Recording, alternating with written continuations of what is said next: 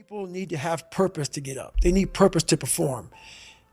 You need to get to a point in your life where there's nothing on the docket. There's no 5K. There's no I'm going to get into school to be this or that and still perform to the highest level. Because what people don't get is one day that thing's going to come up. And if you're not constantly performing without purpose, you're not going to be ready when the time comes. It's this magical thing, purpose, that we're all looking for. But what's funny about it all is that we need these things to perform. But we don't take a second to realize the purpose is always there. The purpose never leaves us because the very purpose is you. You are always the purpose. There may be another purpose, like being a SEAL or going to college or whatever, but the main purpose in life is you. So if you wake up in the morning and you don't want to do something, you don't care enough about yourself. And that's what you need to really research is, man, why am I not doing this for myself? Because that is the number one purpose in life, is to better oneself. So that's the only purpose I fucking need. So the reason I get up every day, even though there's no race or there's no school, or there's nothing in front of me, is because I have pride in myself. Listen, getting successful, whatever you consider successful, if it's rich, whatever, it's not a magic trick.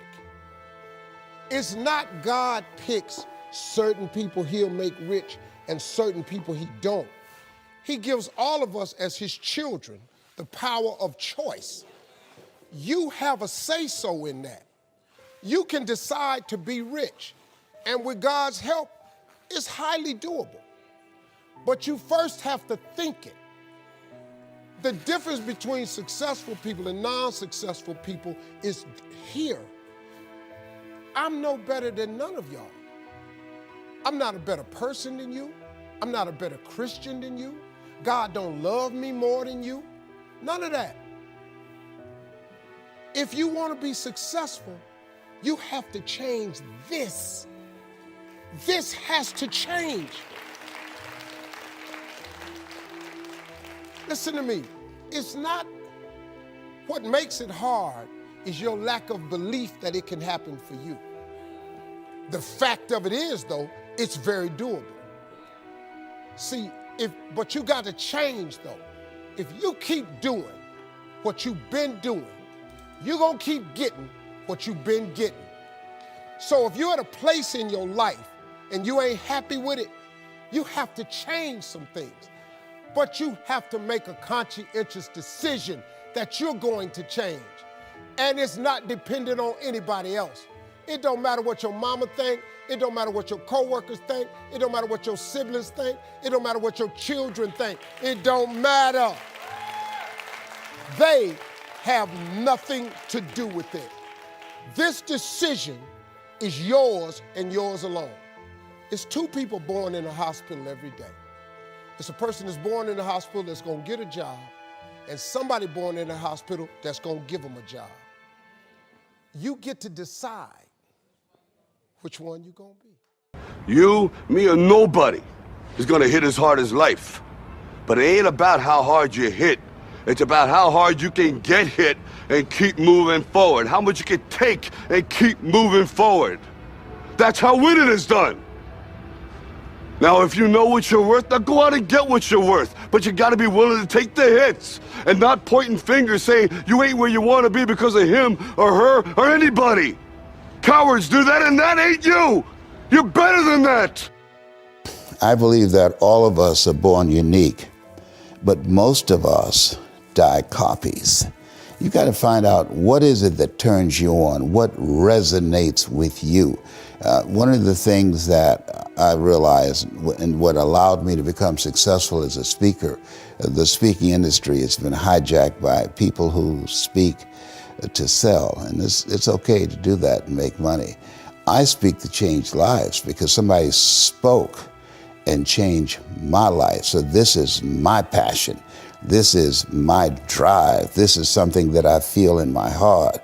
And so the key to that hunger-driven life is a heart-centered life. I didn't do what I'm doing for years because of my programming, because of the culture in which I was raised in. I would see other people with degrees and PhDs and MBAs and credentials I don't have, and I convinced myself I couldn't do it. But Mr. Washington, on that day, we became friends, and he taught me not only someone's opinion of you does not have to determine your reality. He said that you have to work on yourself and you have to have an unstoppable attitude, and no excuse is acceptable, and you got to make it a priority, a non-negotiable in your life, and hold a constant vision of what it is you want to achieve. See it accomplished and go all out. Find a way to win. He has shown me that it's a scientific fact that gratitude reciprocates. In the words of the late Charlie Lawton, who said, when you got God, you got a friend, and that friend is you. To my family, that's who and what I look forward to. To my father, who I know is up there right now with a big pot of gumbo. He's got a lemon meringue pie over there. He's probably in his underwear, and he's got a cold can of Miller Lite, and he's dancing right now. To you, Dad, you taught me what it means to be a man. To my mother, who's here tonight, who taught me and my two older brothers, demanded that we respect ourselves. And what we in turn learned was then we were better able to respect others. Thank you for that, Mama. To my wife, Camilla, and my kids, Levi, Vita, and Mr. Stone, the courage and significance you give me every day I go out the door is unparalleled. You are the four people in my life that I want to make the most proud of me. Thank you. And to my hero, that's who I chase. Now, when I was 15 years old, I had a very important person in my life come to me and say, who's your hero? And I said, I don't know, I got to think about that. Give me a couple of weeks. I come back 2 weeks later. This person comes up and says, who's your hero? I said, I thought about it. You know who it is? I said, it's me in 10 years. So I turned 25, 10 years later. That same person comes to me and goes, so are you a hero? And I was like, not even close. No. She said, why? I said, because my hero is me at 35. So you see, every day, every week, every month, and every year of my life, my hero's always 10 years away. I'm never going to be my hero. I'm not going to attain that. I know I'm not. And that's just fine with me because that keeps me with somebody to keep on chasing. So to any of us, whatever those things are, whatever it is we look up to, whatever it is we look forward to, and whoever it is we're chasing, to that I say amen. To that I say, all right. And he taught me three things. He said, if you want to become successful in life, young man, he said, number one, you got to change your mindset. He said, you don't get in life what you want, you get in life what you are. Number two, practice OQP, only quality people. You earn within $2,000 to $3,000 of your closest friends. I found that out. I left all my broke friends. I said, y'all got to go. Because I used to be so broke, I'd pass a bank and trip the alarm, you know? And the third thing he said, develop your communication skills, because once you open your mouth, you tell the world who you are.